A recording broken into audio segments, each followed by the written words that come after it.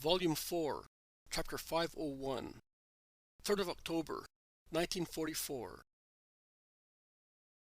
The wife of the Sadducean Necromancer. Jesus is still traveling tirelessly around Palestine. The river is still on his right-hand side, and he is proceeding in the same direction as the beautiful blue water, which shines where it is kissed by the sun, and is green-blue near the banks, where the shade of the trees is reflected with its deep green hues. Jesus is in the middle of his disciples. I hear Bartholomew ask him, "Are we really going to Jericho? Are you not afraid of an ambush?" "No, I am not. I arrived in Jerusalem for Passover along a different road, and they are disappointed, as they do not know where to get hold of me without attracting the attention of the crowds too much. Believe me, Bartholomew, there's less danger for me in a thickly populated town than along remote paths. The crowds are good and sincere, but they are also impulsive, and they would rebel if I were captured when I am among them to evangelize and cure people. Snakes work in solitude and darkness. And then, I still have many days to work. The hour of the demon will come, and you will lose me. But you will find me later. Believe that. And remember to believe it, when events will really seem to be giving me the lie." The apostles sigh worriedly and look at him lovingly and pitifully, and John utters a groan. "No," while Peter embraces him with his short, strong arms, as if to defend him, saying, "O my Lord and Master." He does not say anything else, but those few words are so meaningful. It is so, my dear friends. That is why I came. Be strong. You can see how I proceed unhesitatingly towards my goal, like one who goes towards the sun, smiling at it and being kissed by it. My sacrifice will be a sun for the world. The light of grace will descend into hearts. The peace with God will make them productive. The merits of my martyrdom will make men capable of earning heaven. And what do I want but that? To put your hands into the hands of the Eternal, your Father and mine, and say, "Here, I have brought these children back to you. Look, Father, they are pure. They can come back to you." And see you clasped in his bosom and say, "Love one another at last, because the one and the others are anxious for that, and you suffered bitterly for not having been able to love one another." That is my joy. And every day that brings me closer to the fulfillment of that return, of that forgiveness, of that union, increases my anxiety to consummate the Holocaust, to give you God and his kingdom. Jesus is solemn, almost ecstatic while saying so. He is walking upright in his blue tunic and darker mantle, bareheaded in this cool hour of the morning, and he seems to be smiling at, I wonder which vision, which his eyes can see against the clear blue sky. The sun that kisses his left cheek makes his eyes shine even more brightly, and causes his golden hair to sparkle, as it is moved by a light breeze and by his step. It stresses the red of his lips open to a smile, and seems to inflame all his face with a joy, which actually comes from the inside of his adorable heart, burning with love for us. "Master, may I say a word to you?" asks Thomas. "Which?" "The other day you said that the Redeemer, you, will have a traitor. How can a man betray you, the Son of God?" A man, in fact, would not be able to betray the Son of God, God like his Father. But it will not be a man. It will be a demon in the body of a man. The most possessed, the most obsessed man. Mary of Magdala had 7 demons, and the demoniac of a few days ago was dominated by Beelzebub. But in my traitor there will be Beelzebub and all his demonic court. Oh, hell will really be in that heart to give him the boldness to sell the Son of God to his enemies, just as a lamb is sold to the butcher. Master, is that man already possessed by Satan now? No, Judas. But he is leaning towards Satan, and to lean towards Satan means putting oneself in the condition of falling into him. Jesus is speaking to the Iscariot. And why does he not come to you to be cured of his inclination?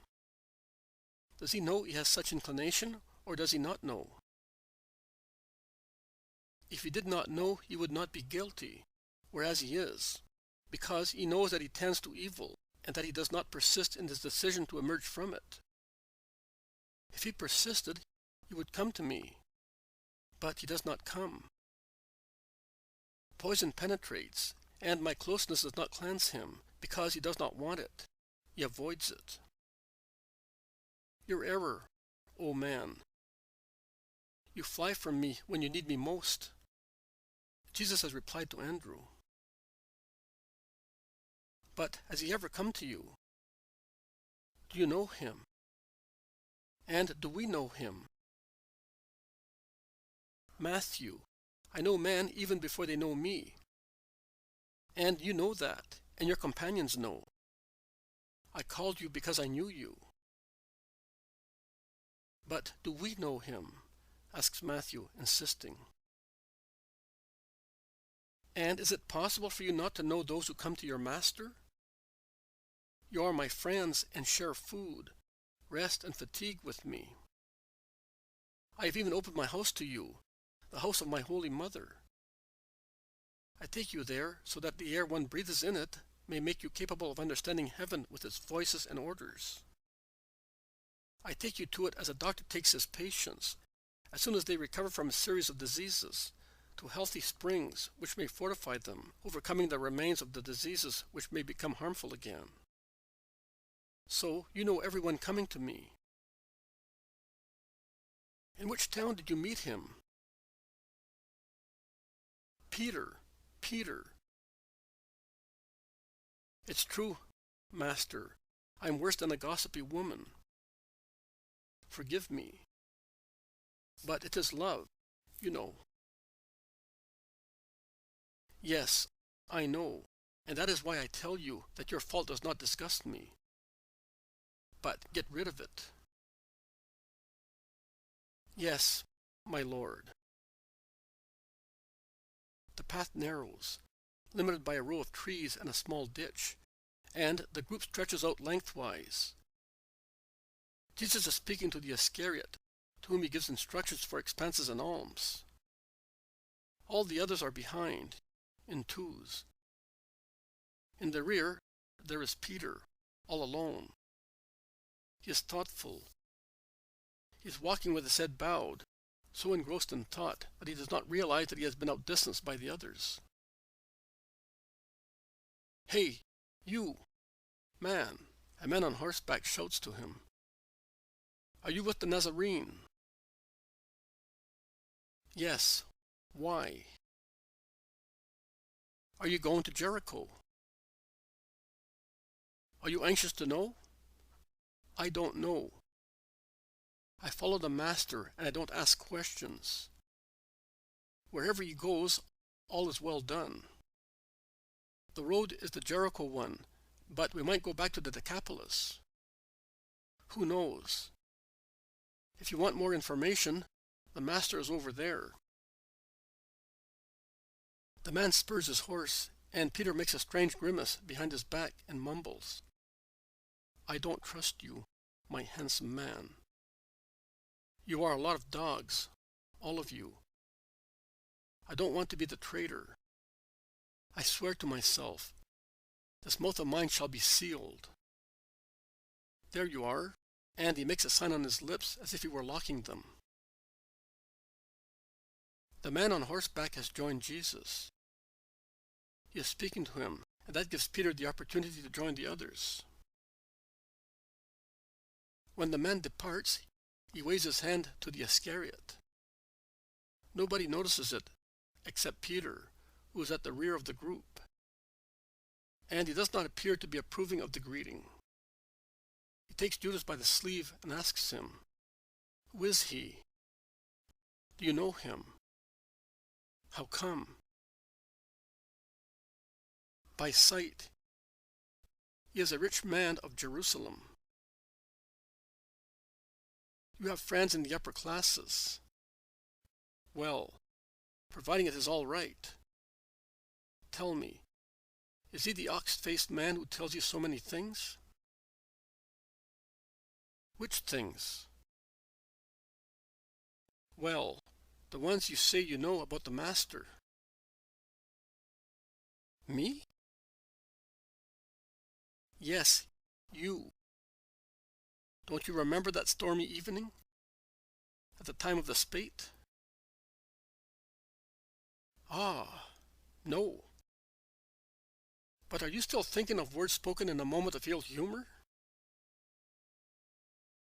I think of everything that may hurt Jesus.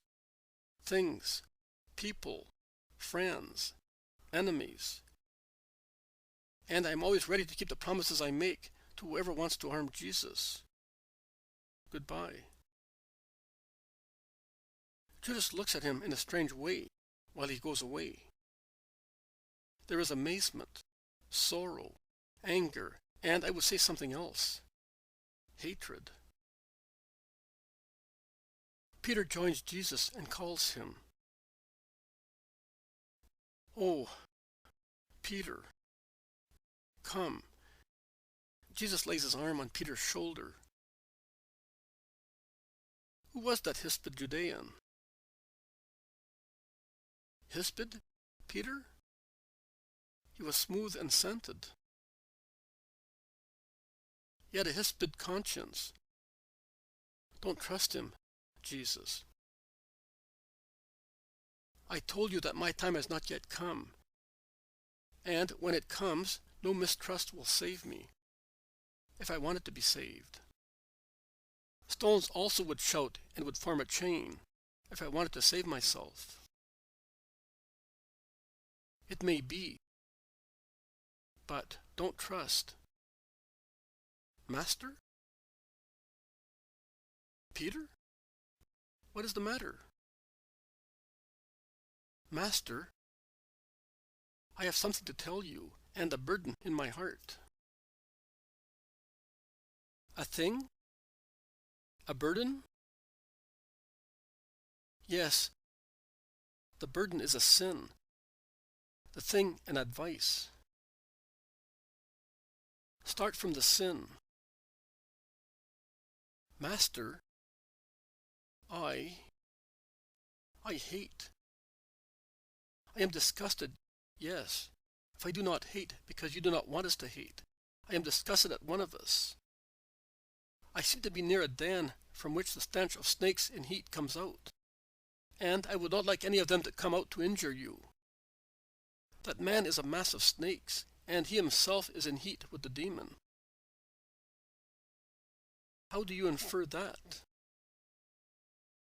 Well, I don't know. I am coarse and ignorant, but I am not stupid. I am accustomed to reading winds and clouds, and now I have eyes to read also hearts. Jesus, I am afraid. Do not judge, Peter, and do not suspect.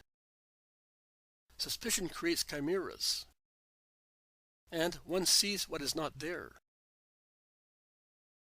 May eternal God grant that there is nothing, but I am not sure.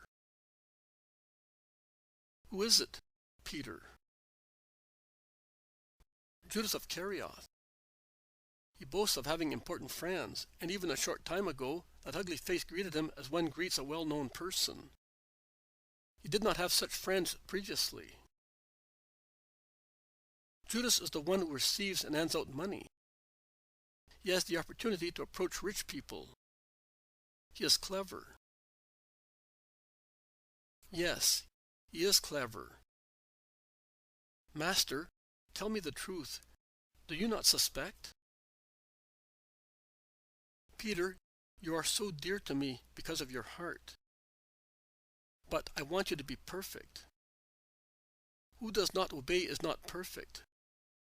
I said to you, do not judge and do not suspect. But you are not telling me. We shall soon be near Jericho, and we shall stop to wait for a woman who cannot receive us in her house. Why? Is she a sinner? No, she is a poor wretch. The man on horseback who worried you so much came to tell me to wait for her. And I will wait for her, although I know I can do nothing for her. And do you know who put her and the horsemen on my tracks? Judas. You can see that his acquaintance with that Judean is an honest one. Peter lowers his head and becomes silent and embarrassed.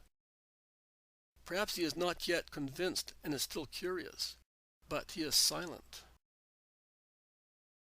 Jesus stops outside the town walls, and, tired as he is, he sits down in the shadow of a group of trees, which give shade to a fountain, near which there are quadrupeds watering. The disciples also sit down, waiting. It cannot be an important district of the town, because, apart from these horses and donkeys, obviously of traveling merchants, there are no people. A woman comes forward, all enveloped in a large dark mantle, and with her face well covered. Her thick dark veil conceals half her face. The horsemen, seen previously, but now on foot, and 3 men, sumptuously dressed, are with her. We greet you, Master. Peace be with you. This is the woman. Listen to her and satisfy her request. If I can. You can do everything. Do you, a Sadducean, think so? The Sadducean is the horseman. I believe in what I see. And have you seen that I can? Yes, I have. And do you know why I can? There is silence. May I know why you think that I can? There is silence. Jesus no longer minds him or the others. He speaks to the woman. What do you want? Master. Master. Speak without fear. The woman looks askance at her companions, who interpret her glance their way. The woman's husband is ill, and she asks you to cure him. He is an influential person at Herod's court. You had better satisfy her. I will satisfy her if I can, not because he is influential, but because she is unhappy. I have already said so. What is the matter with your husband? Why did he not come? And why do you not want me to go to him? Further silence and further look askance. Do you wish to speak to me without witnesses? Come. They move a few steps aside. Speak. Master, I believe in you. I believe so much that I am sure that you know everything about him, me and our wretched lives. But he does not believe. But he hates you. But he cannot be cured because he has no faith. Not only he has no faith in me, but not even in the true God. Ah, you are aware. The woman is weeping desperately. My house is a hell. A hell. You free-possessed people. So you know what the demon is. But do you know this subtle, intelligent, false, and learned demon? Do you know to what perversion he leads one? To what sins? Do you know the ruin he causes around himself? My house. Is it a house? No. It is the threshold of hell. My husband. Is he my husband? He is now ill and does not bother about me. But also when he was strong and eager for love, was it a man that embraced me, held me, and had me? No. I was in the coils of a demon. I smelt the breath and felt the viscid body of a demon. I loved him so much, and I love him. I am his wife, and he took my virginity when I was little more than a girl. I was only 14 years old. But also when I remembered that first hour, and with it I recollected the unsullied sensations of the first embrace that made me a woman, I, at first, with the nobler part of myself, then with my flesh and blood, I reacted with horror, remembering that he is a filthy necromancer. I had the impression that not my man, but the dead people he invoked were on me to satisfy themselves. And even now, when I look at him, dying and still immersed in that magic, I am horrified. I do not see him. I see Satan. Oh, how grievous it is! Not even in death I shall be with him, because the law forbids it. Save him, Master. I ask you to cure him, to give him time to recover. The woman is weeping distressingly. Poor woman! I cannot cure him. Why, Lord? Because he does not want it. Yes, he is afraid of death. Of course he wants. He does not want. He is not insane. He is not a man possessed, unaware of his state, who does not ask to be freed, because he cannot think freely. He is not a man with inhibited will. He is one who wants to be what he is. He knows that what he does is forbidden. He is aware that he is cursed by the God of Israel. But he persists. Even if I cured him, and I would begin from his soul, he would revert to his satanic enjoyment. His will is corrupted. He is a rebel. I cannot. The woman weeps more loudly. The man who brought her, come nearer. Are you not satisfying her, Master? I cannot. Didn't I tell you? Why? You, a Sadducean, are asking me why? I refer to you to the book of Kings. Read what Samuel said to Saul and what Elijah said to Ahaziah. The spirit of the prophet reproaches the king for disturbing him by evoking him from the reign of the dead. It is forbidden to do it. Read Leviticus. If you no longer remember the word of God, Creator and Lord of everything that exists, the guardian of life and of the dead. The dead and the living are in the hands of God, and you are not allowed to snatch them from them through vain curiosity, or sacrilegious violence, or cursed incredulity. What do you want to know? Whether there is an eternal future? And you say that you believe in God? If God exists, you will certainly have a court. And what court will it be but an eternal one like himself, consisting of eternal spirits?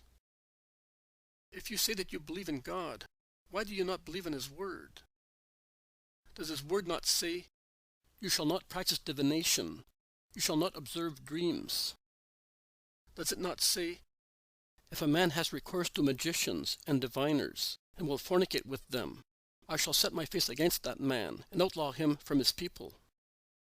Does it not say, "Do not cast gods of metal"? And what are you?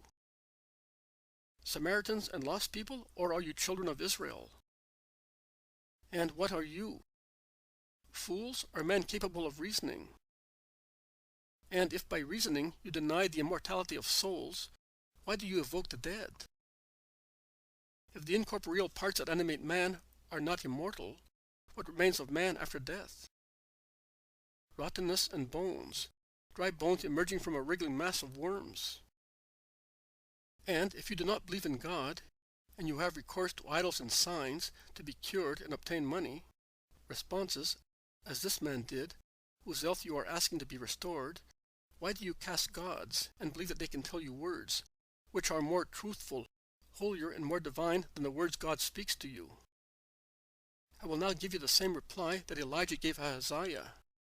Since you sent messengers to consult Beelzebub, the god of Ekron, as if there were no God in Israel to be consulted, the bed you have got into you will not get out of, and you are certainly going to die in your sin. You are always the one who insults and attacks us. I am pointing it out to you. We come to you to lure me into a trap. But I read your hearts. Masks off, you Herodians sold to the enemy of Israel. Masks off, you false, cruel Pharisees. Masks off, you Sadducees, true Samaritans. Masks off, you scribes, whose words contrast with facts. Masks off, all of you, transgressors of the law of God, enemies of the truth, concubines of evil. Down with you, desecrators of the house of God. Down with you, instigators of weak consciences. Down with you, jackals who scent the victim of the wind that has blown past it, and who follows that track and lies in wait, awaiting the right moment to kill, and you lick your lips foretasting the savor of blood and dreaming of that moment. O swindlers and fornicators, who sell for less than a handful of lentils your primogeniture among peoples, and are no longer blessed, because other peoples will wear the fleece of the Lamb of God, and true Christ will appear to the eyes of the Most High, who, smelling the fragrance of his Christ emanate from them, will say, Here is the scent of my Son, like the scent of a flowery field blessed by God. Upon you the dew of heaven, grace. In you the opulence of the earth, the fruit of my blood. In you abundance of wheat and wine, my body and blood that I will give for the lives of man, and in remembrance of me. Let people serve you, let nations bow to you, because where is the sign of my lamp, there is heaven. And the earth is subject to heaven. Be the masters of your brothers, because the followers of my Christ will be the kings of the Spirit, as they will possess the light, to which light the others will turn their eyes, hoping in its help. Let the children of your mother, the earth, bow to you. Yes, all the children of the earth will stoop one day to my sign. Cursed be he who curses you, and blessed who blesses you, because blessings and maledictions given to you come to me, your Father in God.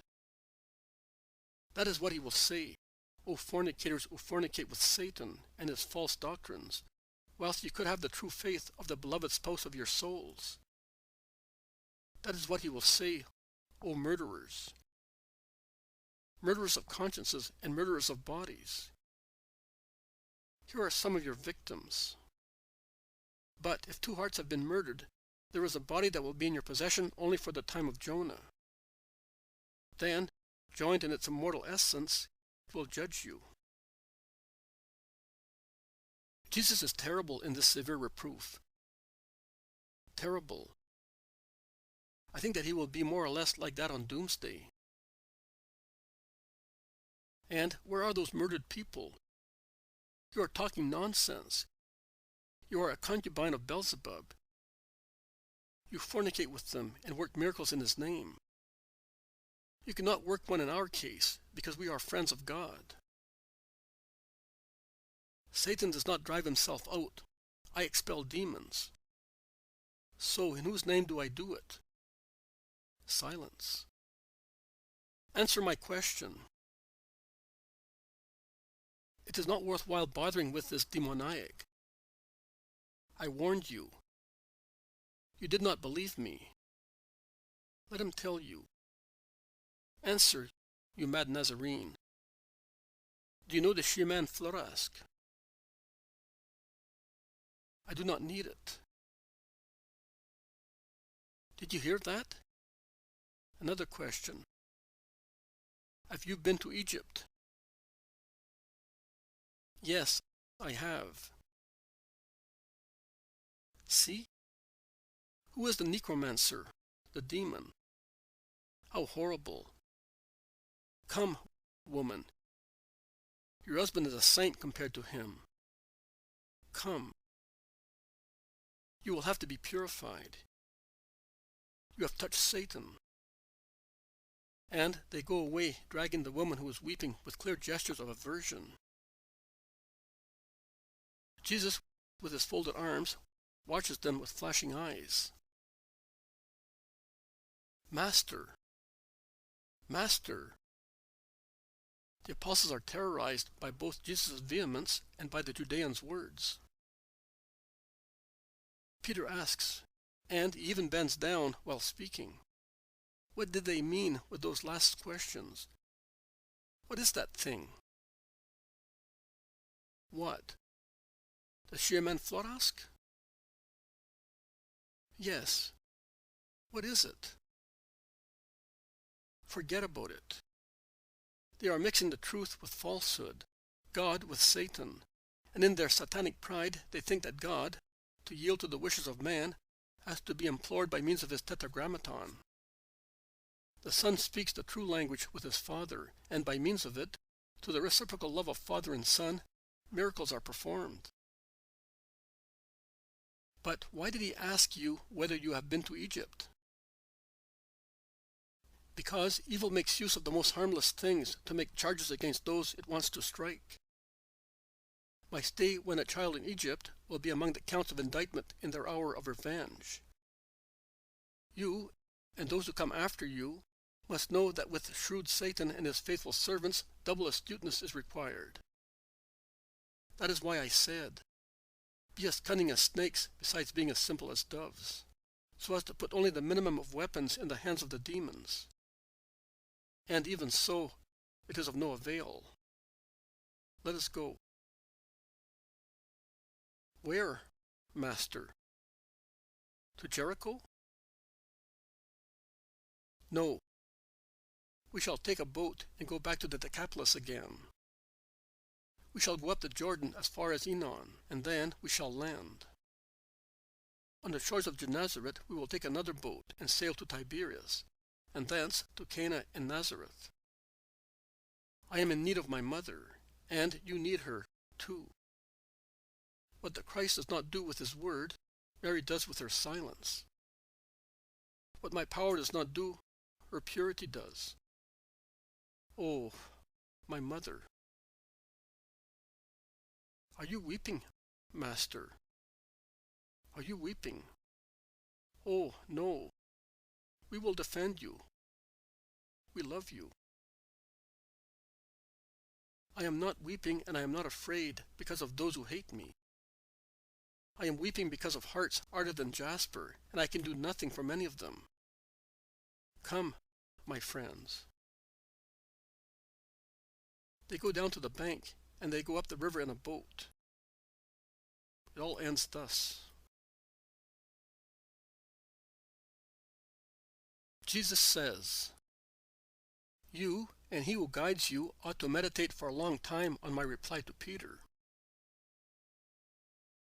People of this world, not exclusively laymen, deny the supernatural. Then, in the presence of manifestations of God, they are ready to call into question not the supernatural, but the occult. They mix up one thing with the other. Now listen. Supernatural is what comes from God. Occult is what comes from an extraterrestrial source, but has no root in God. I solemnly tell you that spirits can come to you. How? In two ways. By God's command or by man's violence. Angels and blessed souls and spirits that are already in the light of God come by God's command.